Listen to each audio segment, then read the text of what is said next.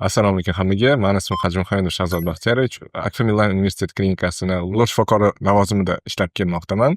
Bugun sizlar bilan mutaxassis sifatida juda ham qiziqarli savollarga javob berishga harakat qilamiz va ba'zi miflarga oydinlik kiritishga harakat qilamiz. Qani unda bugun boshlaymiz. Mavludaxon Karimova savol beribdilar. Nabiram shamollab qolsa kelin antibiotik ichish mumkin emas deb dori bermayaptilar. Men qancha gapirsam ham ishonmaydi. Bizning davrda shamollash boshlanishi bilan antibiotik berardik, tez o'tib ketardi. O'zingiz ayting doktor, nima dorilar ichish kerak shamollashda? Shamollashda to'ppa-to'g'ri qilayotgan ekanlar keliningiz, antibiotik berish shart emas. Oddiy og'riq qoldiradigan yoki simptomatik davomdan tuzalib ketish mumkin. Antibiotikka faqat bakterial shamollash bo'ladigan bo'lsa, o'shanda berishimiz kerak bo'ladi. Keyingi savolimiz Doston 94 dan ekan. Har bahorda shu bo'lar takror, har bahor ham shunday o'tadi. Qancha tirishsam ham u beyor, burnim meni oqaveradi. Yaxshi burningiz oqar ekan. Bahorga allergiyamni nima qilsam bo'ladi doktor? Yildan yilga yomonlashib ketyapti. Dardimni she'r qilib kuylab yuboryapman oxiri. She'r yoshingizga gap yo'q lekin. Dostonbek, allergiyani davosini birinchi navbatda o'zi allergiyaning sababini topib olishingiz kerak. Katta ehtimol bilan bahorda boshlanayotgan bo'lsa, bu sezonniy allergiya hisoblanadi. Iloji boricha allergiyaga qarshi dorilarni ichib turishingiz kerak bo'ladi va burunga ishlatadigan allergiyaga qarshi spreylardan foydalanishingiz kerak. Lekin eng yaxshi yo'li bu toqqa chiqib ketish. Xo'sh, keyingi savol. Tubabek degan yigitdan ayoldan bilmadim. Bemorlaringizdan qulog'iga narsa kirib ketganlardan ko'p uchragan bo'lsa kerak. Shulardan eng esda qolarlisi nima bo'lgan? Juda ham qiziq savol. Yaqinda bo'lgan bir holat. 4 yoshli bolani qulog'idan plastilin sug'urib olganimiz esdalik bo'lib qolgan. Menimcha buni yerga haqidor videosini ham qo'yib qo'yishimiz mumkin bo'ladi degan umiddamiz. Gursara 88. Bitta narsa qiziqda. Operatsiyada qanday qilib burunni tekislaysizlar? Arra yoki randa ishlatasizlarmi? Ustalarga o'xshab. Juda tekis chiqadi, qoyil. Juda ham zo'r videolar ham narsalar bilan bo'lishamiz. Buni yerda videosini qo'yamiz. Randa emas, o'zimizning maxsus lazer degan apparatimiz bor. Shu bilan burunni suyak qismidan tog'ay qismini tekislab, janona qisqartirib, burningizni nafas olishini tiklab beramiz. Abdulloh Esdan savol. Rahmatli otamda gamoritlar bor edi, shu menda ham bo'lsa kerak. Nuqul burnim oqib yuradi. Qanaqa kasallik o'zi gamorit? Bir narsani bilishimiz kerak, gamorit nasldan naslga o'tmaydi. Bu faqat gamor bo'shlig'ini yoki yuqori jag' bo'shlig'ini yallig'lanishi hisoblanadi. Buni sabablari juda ham ko'p. Sababini aniqlashtirish uchun bizning ko'rigimizga kelishingiz kerak bo'ladi. Dile 17 dan savol.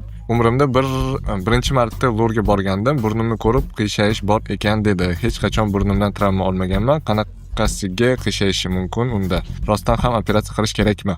Burunni qiyshayishini sabablari juda ko'p. Birinchidan bu travma, nasliy sabab yoki o'sish jarayonidagi qiyshaysh bo'lishi mumkin. Butun dunyoda 70-80% odamlarning burni qiyshiq, hammani ham operatsiya qilish kerak degani emas. Faqatgina agar siz burundan nafas olishga qiynaladigan bo'lsangiz, shunaqa holatda operatsiya qilish kerak. Jamira Us. Menda burun poliplari bor ekan. Bular nima o'zi? Jenskiy organlardagi poliplarga o'xshash narsami? Temani qattig'i. Xo'sh, burun polipi bu shilliq qavatdan o'sib chiqadigan xavfsiz bir o'simta deb hisoblasa bo'ladi.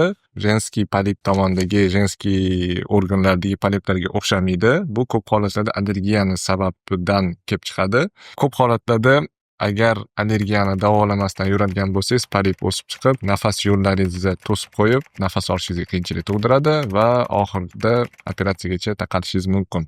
Phoenix Official. Burun ichidagi sochlar nega kerak o'zi? Ularni qaychi bilan qisqalatib turish to'g'rimi? Burun ichidagi sochlarimiz bizani himoya vazifasini bajarib beradi. Changga o'zida ushlab qolib, nafas yo'llarimizga changga o'tkazmaslikka yordam beradi. Qaychilar bilan qisqartirsa bo'ladi yoki sartaroshga borganda maxsus trimerlar bor, shu bilan foydalanish mumkin. Lekin burunni ichidan kovlab yurib olish kerak emas. Yusuf Kash. Shifokor yaqinda burnimga sepkani sprey yozib berdi. O'rganib qolamanmi deb qo'rqyapman. Shunga nima qilay? Birinchi navbatda o'zi shifokoringizdan so'rashingiz kerak, nima sprey yozib berdilar va qanchagacha ishlatishingiz kerakligini bilishimiz kerak. Ba'zi spreylar burundan nafas olishini ochib berish uchun foydalanadi va uzoq muddatgacha berishimiz mumkin. Bir xil spreylarni kalta muddatga 1 hafta 5 kunga berishimiz mumkin va ularni agar siz to'xtamasdan be'tiborli bo'lib ko'p ishlatadigan bo'lsangiz, o'rganish kelib chiqishi mumkin. Aziza Elit. O'g'lim постоянно tanzili bo'lib, tomog'i og'rib yuradi. Nega shunaqa? Davosi bormi buni? Tonzilit bu murtak bezlarimizning yallig'lanishi, bu surunkali bo'lishi mumkin yoki o'tkir. Agar surunkali formaga o'tadigan bo'lsa, bunaqa holatda davolanib ko'rishimiz mumkin yoki ikkinchi choramiz bu amaliyot qilib murtak bezlarimizni olib tashlash va bu muammodan to'liq bartaraf etishimiz mumkin bo'ladi. Maksim VK: qulog'imni uxachiska bilan tozalasam zararmi? Tozalash zararmi? Men esimni taniganimdan beri ishlatib kelardim ularni. Quloq tozalaydigichlarni chiqaradigan manimcha firmalar bizga reklama uchun pul to'lab berish kerak. Aslida bular bilan foydalanish mumkin emas, sababi biz quloq tozalaydigan uxachiskalar bilan quloqni kirini, chirkini quloqni ichiga kirgizib olib, bu yoqdan keyin probka hosil bo'lgandan keyin losh shifokoriga siz murojaat qilishingiz mumkin. Muhsinov B: xom tuxum yutsa odamning ovozi tiniqlashadimi rostdan ham? O'zi ovoz qanday paydo bo'ladi?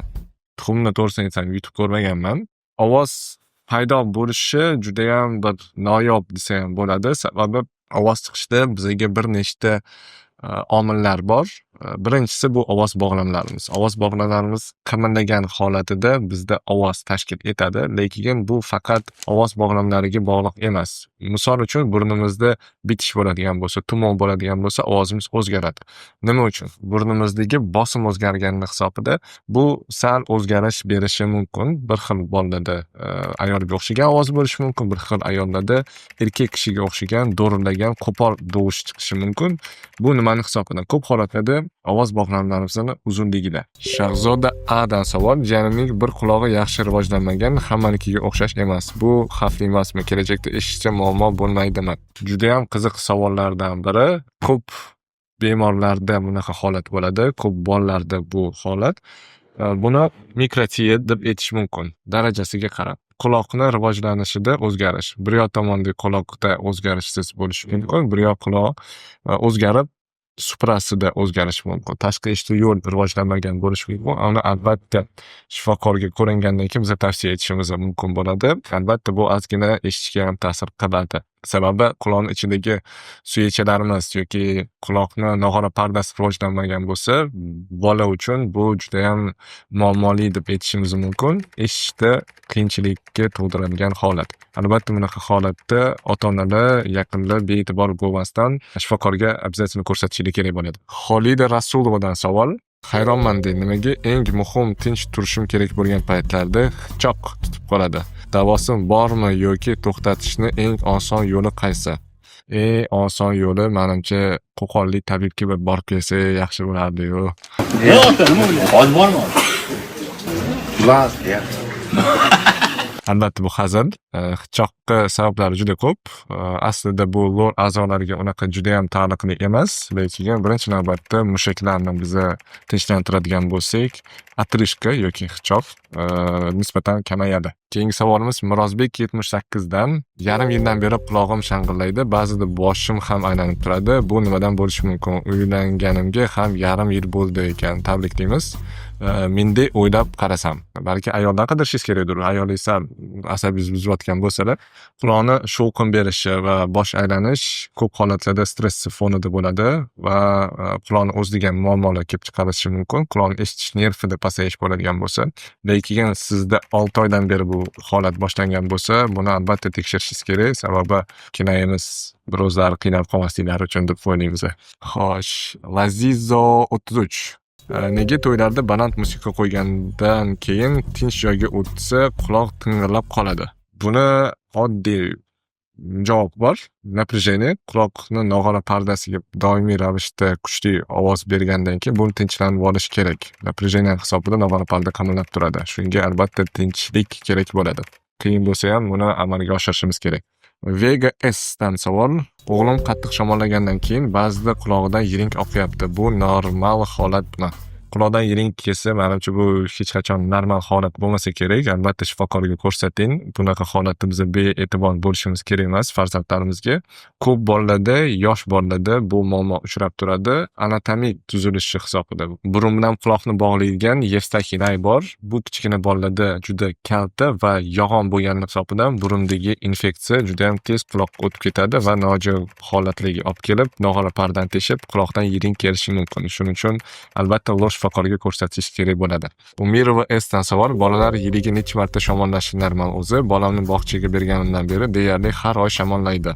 Sabablari juda ham ko'p. Bolamizni tez shamollashini bog'chaga chiqqandan keyin bola teplичный условияda vakuumda katta bo'lgandan keyin katta muhitga birinchi qadam bosgandan keyin infeksiyalar bilan, bakteriyalar bilan ko'rishgandan keyin bola uchun bu juda ham stress. Bolani immuniteti hali bu narsaga tayyor bo'lmagandan keyin bola tez shamollab turadi. Biz faqat yordam berishimiz kerak. Bu immunitetni shakllantirib, kuchaytirib, baquvvatlashtirish farzandimizni. Shuning uchun bolamizga faqat yordam berib, chiniqtirishimiz kerak bo'ladi. Sal tuzatib, albatta bog'chaga qaytadan beriydi. Uyda o'tkazib qo'ymaydi. Sababi bog'chaga bermagan holatda immunitet shakllanmagan bo'lsa, maktabga chiqqandan keyin bu holat baribir takror etishi mumkin. Shuning uchun yoshligidan tayinlaganingni menimcha yaxshi deb o'ylayman. O'zi statistika bo'yicha yiliga endi bola bog'chaga chiqishi boshlaganda 12-14 marta kasal bo'lishi bu normal tabiiy holat deb aytiladi. To есть sizni holatingizda ham farzandingiz oyiga bir marta shamollayotgani bu statistikani to'liq ko'rsatib turibdi. Juda ham bir qiziq savollardan yana bittasi Muxlis Universitetdan: ba'zida ketma-ket tinmasdan aksiraveraman. Hozircha rekordim 14 ta. Bu o'zi nimadan bo'ladi? Rekordingiz yomon emas, lekin rekord Ginnesning kitobiga kiraman desangiz, bir rekordni urishga harakat qilib ko'rsangiz bo'ladi. Angliyalik bir bemorda 3 yil davomida har kuni aksirash bo'lgan, kuniga 400 marta hali bor ekan.